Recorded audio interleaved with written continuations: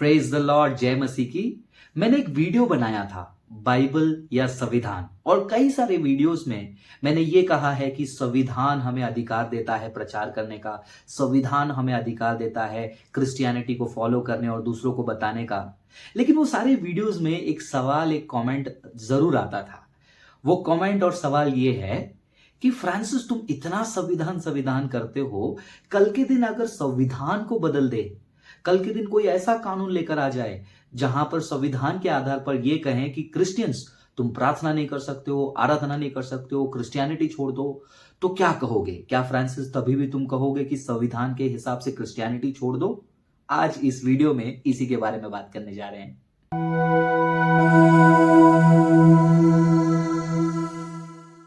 यदि कल कोई पॉलिटिकल पार्टी बहुमत से जीतकर, यानी कि मेजॉरिटी पाकर, अगर संविधान को बदल देती है, ऐसे कानून को नियम लेकर आती है जिससे क्रिश्चियनिटी पे रोक लगा दे, क्रिश्चियंस पे रोक लगा दे, तो क्या उस समय में भी जैसे आज कुछ लोग कहते हैं कि संविधान को फॉलो करो, बाइबल के अनुसार नियम को फॉलो करो, उस समय में भी कहना चाहिए? क्या क्रिश्चियंस को उस बदले हुए संविधान का पालन करना चाहिए?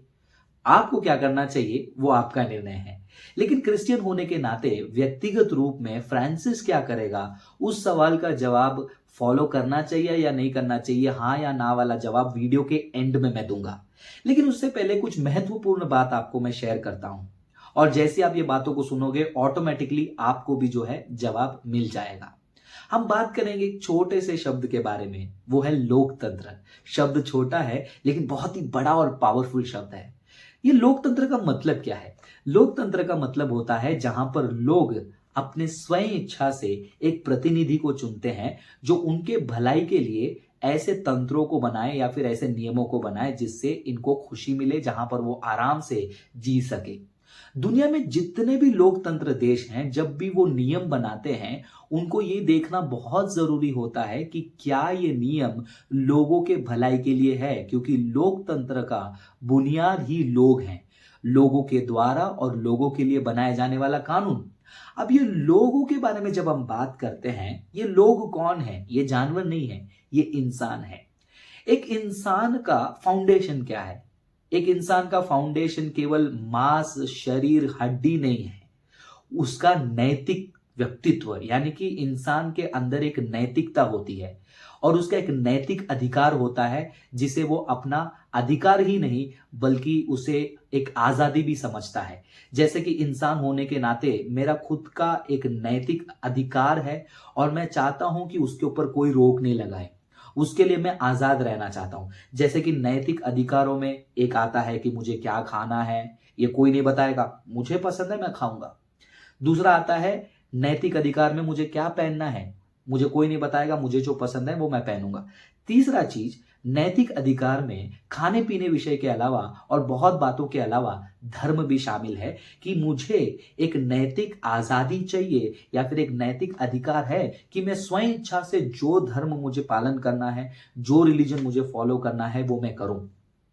तो जब कोई भी देश कोई ऐसे कानून को लेकर आती है जहां पर एक दो या फिर एक झुंड, एक समुदाय के लोगों को ऐसा लगता है कि हमें हमारे नैतिक अधिकार को पालन करने नहीं दिया जा रहा है या फिर हमारे मॉरल राइट्स को हमसे छीना जा रहा है, मॉरल फ्रीडम को हमसे छीना जा रहा है, तो उसे लॉ या फिर कानून नहीं कहा जा सकता है, उसे जबरदस्ती कहा जा सकता है और उसके लिए एक नाम दिया जाता है तानाशाह। आप सोच रहे होंगे कि मैं लोकतंत्र के बारे में यहां पर क्यों बात कर रहा हूं। सवाल यह है कि क्रिश्चियंस को फॉलो करना चाहिए या नहीं करना चाहिए। मैं आपको यह समझाने की कोशिश कर रहा हूं कि सारे कानून कानून नहीं होते हैं। अगर कानून इंसान के लिए बनाए जाते हैं तो वो कानून होता है। अगर कानून इंसान के उस नैतिक अधिकार को छीनने वाली हो, नैतिक आजादी को छीनने वाली हो, यानी कि मॉरल राइट और मॉरल फ्रीडम को छीनने वाली हो, तो उसे कानून नहीं कहा जा सकता है। तो क्या ऐसे मोरालिटी के अगेंस्ट रहने वाले कानून को फॉलो करना चाहिए या नहीं करना चाहिए? आपको अब तक समझ में आ गया होगा, लेकिन मेरा जवाब वीडियो के एंड में दूंगा। अब बहुत सारे ये जो डेमोक्रेटिक देश हैं या फिर लोकतंत्र देश हैं, एंटी कन्वर्जन बिल पास करते हैं। इंडिया में भी एंटी कन्वर्जन बिल पास करते हैं, किसी को धर्म परिवर्तन नहीं करने का। लेकिन कोई भी कानून ऐसा नहीं है कि आप एक धर्म से दूसरे धर्म में नहीं जा सकते। अगर वो ऐसा न्याय लेकर आए तो वो देश लोकतंत्र के कक्ष से हट जाएगा, कैटेगरी से हट जाएगा। इसीलिए क्या करते हैं, कानून में हेराफेरी करते हैं, उसमें थोड़ा सा छेड़खानी करते हैं। क्या बोलते हैं, धर्म परिवर्तन कर लो लेकिन लोभ मत करो, लालच मत दिखाओ, उनको धमकाओ मत, बल का प्रयोग मत करो। बहुत सारे लोगों को पता है कि क्रिश्चियंस ये सारे कुछ नहीं करते हैं, लेकिन इस कानून को इसलिए लाया जाता है ताकि लोग इसको मिसयूज करें। तो आपको समझ में आ गया होगा कि कोई भी लोकतंत्र देश है कभी भी ये नियम नहीं ला सकता है कि आप एक धर्म का प्रचार प्रसार नहीं कर सकते, सिर्फ एक ही धर्म को फॉलो करें।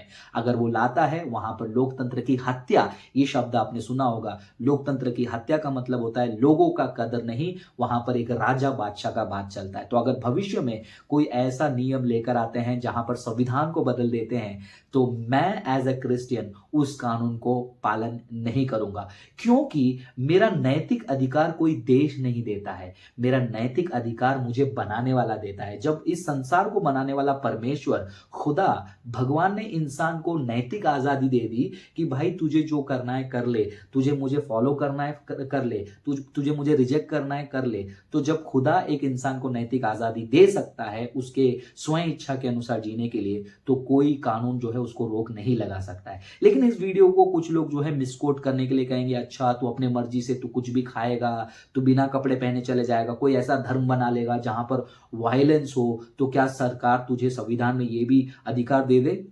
ऐसे कम सोचने वालों के लिए स्पेशली मैं वीडियो में ये भाग इंक्लूड कर रहा हूं कि जब मैं नैतिक अधिकार में खाने पीने और पहनने और धर्म के बारे में बात कर रहा हूं, मैं वो खाने पीने, वो पहनने, वो धर्म के बारे में बात कर रहा हूं जिसे हम क्रिश्चियनिटी कहते हैं। और क्रिश्चियनिटी में नैतिकता का डिटेल अंडरस्टैंडिंग होने के कारण हमको बाइबल से समझ में आ जाता है नैतिकता है क्या। तो आशा करता हूं आपको इस सवाल का जवाब मिल गया होगा। मैं एज ए क्रिश्चियन ऐसे बदले हुए संविधान को फॉलो नहीं करूंगा, और मैं प्रभु को धन्यवाद करना चाहता हूं क्योंकि जब भारत के संविधान को लिखा जा रहा था, कितना अच्छा पवित्र आत्मा ने गाइड किया, जहां पर एक एक कानून को सोच समझकर इंसान के नैतिक अधिकार और आजादी का आदर करते हुए इस संविधान को लिखा गया। तो इसीलिए प्रेजेंट संविधान से बहुत सारे लोग नफरत करते हैं, क्योंकि बहुत सारे लोग इंसान को इंसान नहीं बल्कि कुछ और देखना चाहते हैं और कंट्रोल में लेना चाहते हैं। जो इंसान के विरुद्ध है वो ऐसे नियम को लेकर आएंगे, लेकिन जो इंसान के लिए है, लोकतंत्र के लिए है, वो कभी संविधान को बदलकर ऐसे नियमों को नहीं ला सकते हैं। सो लॉन्ग स्टोरी शॉर्ट, बड़ा कहानी छोटा आंसर, फ्रांसिस ऐसे बदले हुए संविधान और कानून का समर्थन ना करेगा, ना करने देगा, उसके खिलाफ आवाज उठाएगा, क्योंकि खुदा हमें बल देता है नैतिक निर्णय, नैतिक आजादी के लिए। इस वीडियो को जितना हो सके उतना शेयर करें। अगर अच्छा लगा और ऐसी वीडियो देखना चाहते हैं तो चैनल को सब्सक्राइब जरूर करना और कमेंट में बताना आपका विचार क्या है।